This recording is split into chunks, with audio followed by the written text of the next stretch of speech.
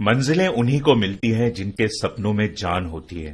पंख होने से कुछ नहीं होता, हौसलों से ही उड़ान होती है। इस प्रसिद्ध कहावत को सच कर दिखाया है 24 साल के एक ऐसे दृढ़ संकल्पी युवा ने, जिसे आज सारा जहान नीरज चोपड़ा के नाम से जानता है।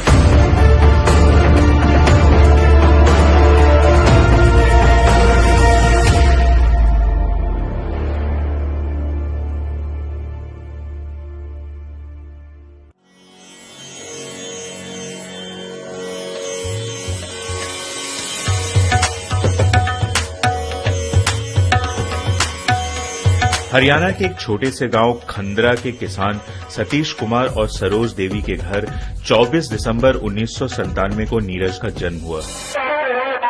नीरज खाने पीने की वजह से शुरू से ही बहुत हेल्दी था, मोटा था। वो लाड प्यार भी था जी सारे कुटुंबे का। दादी का बड़ा लाडला था, खान पीने में रखा कर दे, दूध मलाई खाया करे था। उसके शरीर को डालने के लिए ही जिम ज्वाइन करवाई। फिर पानीपत स्पोर्ट्स स्टेडियम का ये जिम ही वो जगह थी जहां नीरज ने पहली बार जेवलिन देखा, छुआ और उसे अपने हाथों से अपने बेहतर भविष्य की तरफ उछाल दिया। पहली बार जेवलिन फेंका और जैसे ट्रेनिंग शुरू की, अपने मन में ऐसे बैठा लिया था कि हाँ मुझे ये स्पोर्ट्स करना है। हमने उसे जेवलिन थ्रो करवा के देखा तो उसके अंदर हमें महसूस हुआ कि इसके अंदर कुछ एक्स्ट्रा ऑर्डिनरी एबिलिटी। नीरज ने जो पहली बार बताया जेवलिन थ्रो के बारे में, तो जी खुशी हुई थी। इतना करने के सक्षम नहीं थे उस टाइम में, करेंगे मदद जहां तक हमारे से होगी। इस गांव के छोरे पर जेवलिन थ्रो का फितूर इस तरह हावी हो गया कि वो कई घंटों तक इंटरनेट पर चेक रिपब्लिक के रिटायर्ड एथलीट इयन जेलेंजी के पुराने वीडियो देखता रहता और उन्हीं की तरह खुद को निपुण बनाने की कल्पना करता रहता। लेकिन इस कल्पना को सच कर दिखाने के लिए जिन सुविधाओं की जरूरत थी वो नीरज के पास नहीं थी। ऐसे में इंडियन आर्मी नीरज के लिए संकट मोचन बनकर आई। मैंने 2016 में आर्मी ज्वाइन की थी और उसके बाद से मतलब मेरा फोकस तो स्पोर्ट्स पे ही है पूरा। खुशी तो थी, लेकिन उसके पीछे ये भी था कि भी अपने परिवार की जो हालात हैं, जितने खर्चों से हम ये था कि भाई उसको पूरा कर पाते थे सारे भाई मिलके, तो उनसे थोड़ी हमें निजात भी मिलेगी और परिवार की हालात भी सुधर जाएंगे। अच्छी नौकरी और बेहतर ट्रेनिंग मिलने से नीरज की इंटरनेशनल लेवल के एथलीट बनने की उम्मीद फिर से जी उठी। लेकिन एक बार फिर से उनकी मंजिल उनसे दूर हो गई जब अपने दोस्तों के साथ बास्केटबॉल खेलते वक्त उनकी कलाई टूट गई।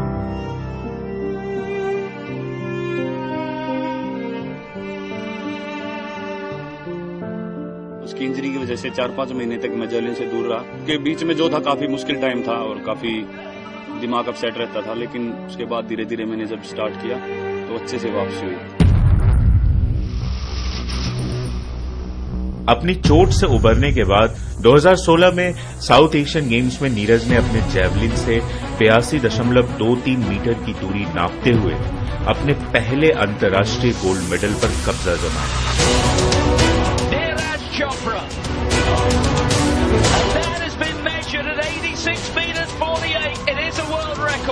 IAAF वर्ल्ड अंडर 20 चैंपियनशिप में नीरज ने जूनियर वर्ल्ड रिकॉर्ड बनाते हुए अपना दूसरा गोल्ड जीता।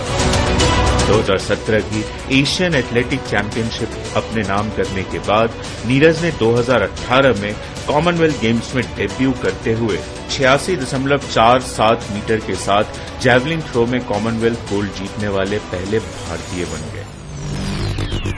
इसी साल नीरज ने दोहा डायमंड लीग में 87.43 मीटर पर भाला फेंककर नेशनल रिकॉर्ड तोड़ दिया और जकार्ता में एशियन गेम्स के मंच पर 88.06 मीटर के साथ अपना ही कीर्तिमान सुधारते हुए गोल्ड हासिल किया। इस जबरदस्त फॉर्म के चलते नीरज और उनके कोच को पूरा विश्वास था कि वो जल्द ही ओलंपिक के लिए क्वालिफाई कर जाएंगे। लेकिन फिर एक बार उनकी दाई कोहनी में चोट आने से भारत का ये ख्वाब धुंधला नजर आने लगा। जब 2019 के कॉम्पिटिशन की तैयारी कर रहा था वर्ल्ड चैंपियनशिप वगैरह की, तो वहां पे एल्बो में इंजरी हुई थी और उसके बाद से ही मतलब पूरा 2019 में मैं कोई कंपटीशन खेल पाया। नीरज ने इस बार अपनी चोट से उबरने में ज्यादा वक्त नहीं लगाया और उसी साल साउथ अफ्रीका में athletic central north east meet के दौरान 87.86 मीटर का थ्रो लगाते हुए टोक्यो ओलंपिक के क्वालिफाइंग राउंड में अपनी जगह पक्की कर ली। उनके लिए आशा अच्छी करके जाएंगे कि वहाँ पे अच्छा मेडल जीतें। टॉप स्कीम जो बनाई है, जो बिल्कुल इंटरनेशनल